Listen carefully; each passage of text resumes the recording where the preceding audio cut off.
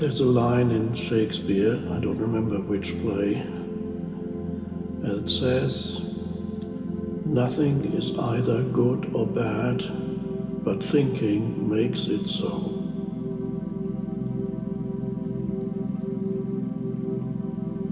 There's a very important lesson here.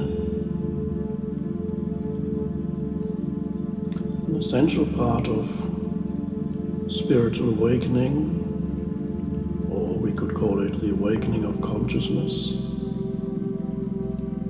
is to learn to become aware of the difference between the situation that you find yourself in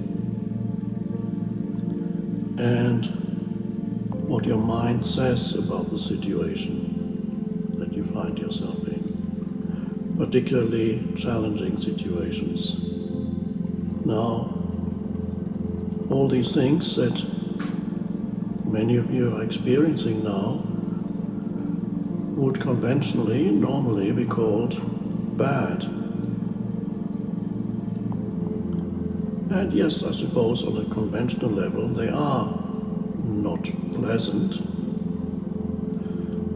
So what does it mean? What does Shakespeare mean when he says, "Nothing is either good or bad, but thinking makes it so"?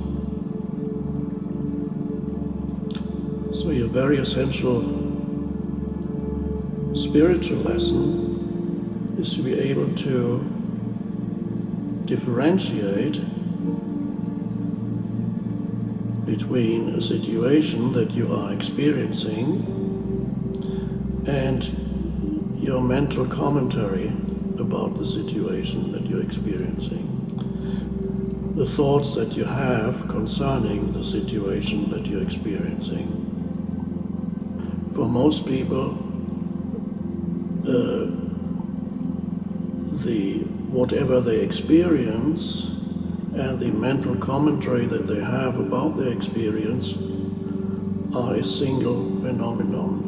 They cannot separate them.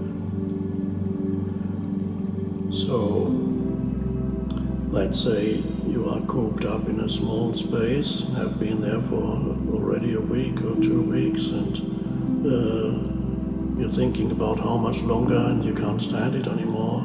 This is just too awful. And the self-talk continues, and it's telling you how awful and unacceptable this situation is. And this self-talk may generate self-pity, it may generate anger, it may generate depression, and it certainly will generate fear, because a lot of the self-talk is about how bad it's not just how bad it is now, but how bad it's going to be. It's going to be worse. That's what the mind is often saying. And then, when the mind is saying that it's going to get worse, then basically for you it is already worse, and it gets worse and worse.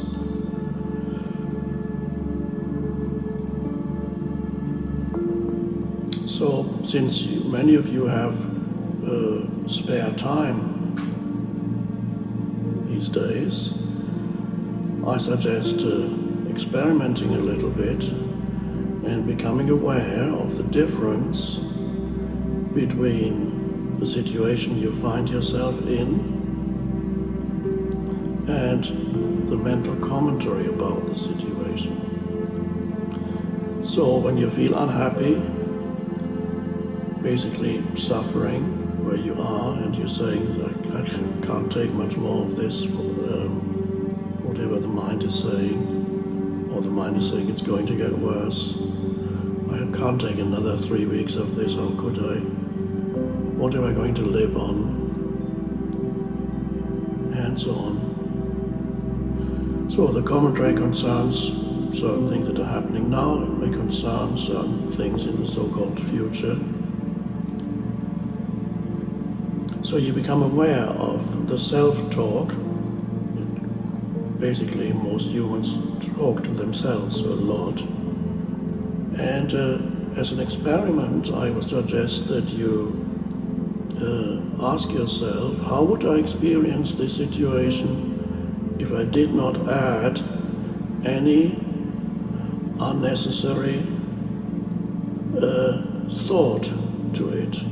How would I experience this moment, the situation that I'm finding myself in, without the addition of an interpretation of the mind?